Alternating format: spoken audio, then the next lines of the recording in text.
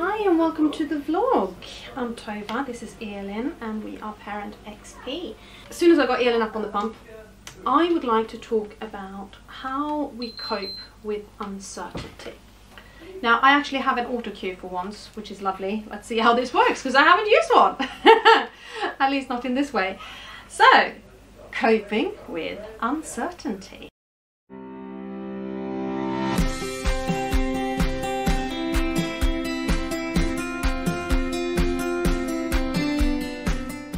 Once upon a time we became special needs parents, and since then we have faced stress and uncertainty on a daily basis. Starting with, is she going to survive her first day of life?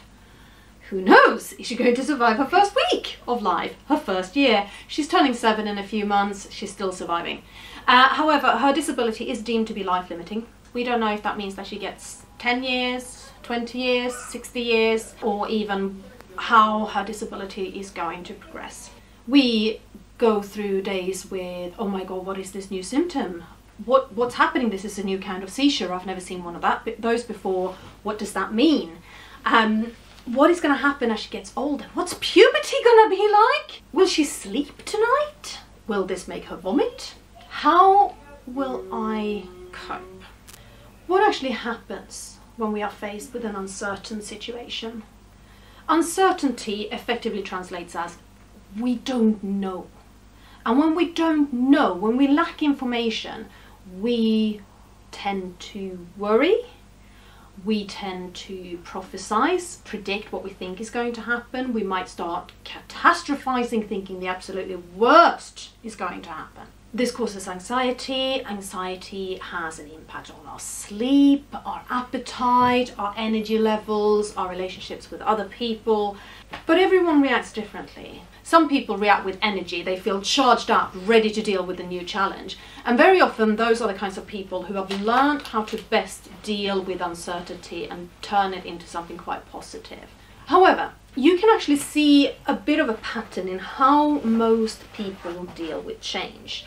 And here is a picture of Fisher's transition curve. So the first time I saw this, and this is what prompted me to make this vlog, is I saw myself exactly as I went through the experience of being told that Elin needed to have a feeding tube put in during a general anaesthetic in order to meet her calorific needs. How are we going to deal with an operation and the recovery? But what a relief that we are no longer going to have to fight to get calories into her and have them staying down. What is the additional work that comes with having a tube? Are you telling me I'm not able to meet my child's needs on my own? Oh, baby, I'm not able to meet your needs. All right, let's have the surgery. We can make this work. It's gonna be okay. Let's use this experience to start a YouTube channel. I'm sure that if you reflect on things in your child's life, you're gonna be able to see a similar pattern. And I'm sure you will recognize that there are people who are getting stuck, being in denial, feeling disillusioned, or even hostile. As special needs parents, change, stress and uncertainty is now the norm. And that means that we go sliding back and forth on this curve. And how well we do this and how well we deal with every new thing that happens, like the child climbing on you, actually is something that you can train yourself to be better at. And cognitive behavioural therapy is fantastic for this. In cognitive behavioural therapy, you often talk about the ABCDE model, where A stands for the activating event. This is the thing that happens that causes us to feel nervous or feel anxious. The B stands for beliefs, your immediate reaction to this activating event.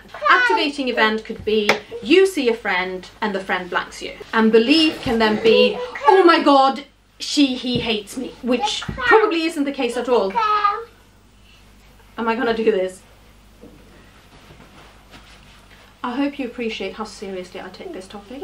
Beliefs about the event is when we start doing things like mind reading. We're putting words into other people's minds or thoughts that they are not even aware of. Or when we start catastrophizing. Absolutely worst thing ever is going to happen. We give Elin a feeding tube, she'll never eat again in her life, or she's not going to survive the operation. Or, you know, really quite severe negative thought patterns. Things like, they don't trust me, they don't believe that I want what's best for my child. The C stands for consequences. This would be things like, how does all this stress and these anxious thoughts affect you? Lack of sleep, it has an impact on your relationship, even anger. Cognitive behavioural therapy is therefore meant to train you to think about events differently. One really important part of all of this is a certain level of self-acceptance. I feel like this and it's okay.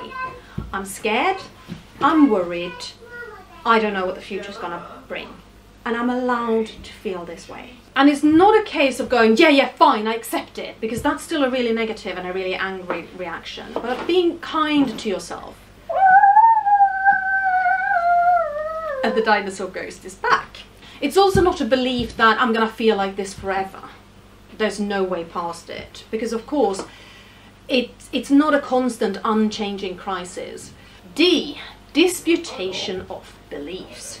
Am I really thinking logically here? Or is there a different way of seeing this situation? The example with a friend, maybe my friend didn't see me. Sounds really simple, but it's such a truth, that one.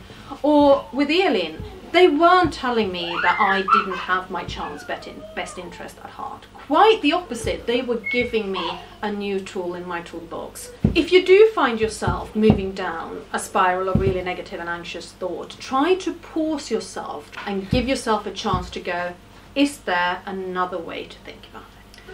And then your next part of this is E, which is effective new approach. Can I have a conversation with the doctor? Find out more about this. Is it possible that my friend didn't see me? Next time, will I just go up and say hi? What are the positives that will come out of this situation? Can you choose your attitude towards it?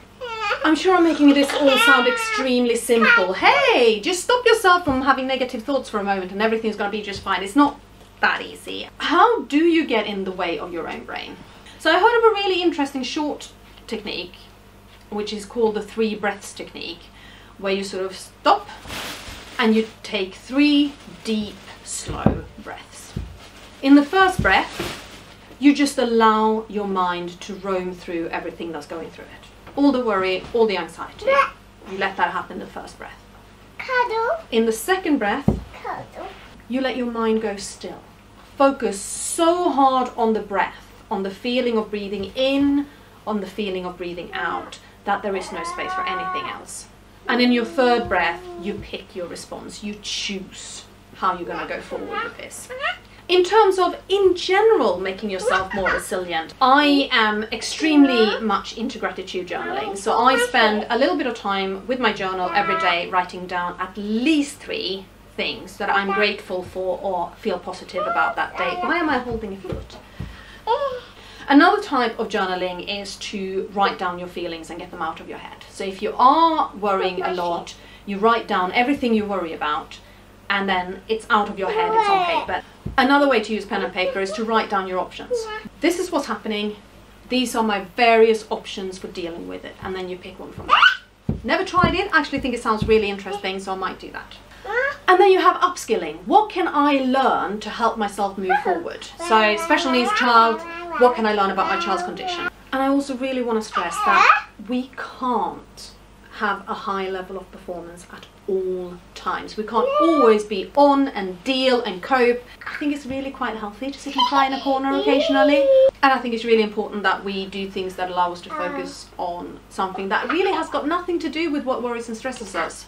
One of the problems with having an already very, very stressful life full of uncertainty is that whilst we by now probably are pretty good at dealing with the uncertainties that we are used to, it means that when a new kind of stress, a new kind of uncertainty comes in, our systems really get overloaded and it can be so hard to cope. So hands up, anyone for who this whole COVID situation has got you sort of sliding around over here somewhere on the uncertainty transition curve? I'm freaking out. God, am I catastrophizing about this? And I'm sure so many of you are. So, deep breath. What are our options? How can we best cope?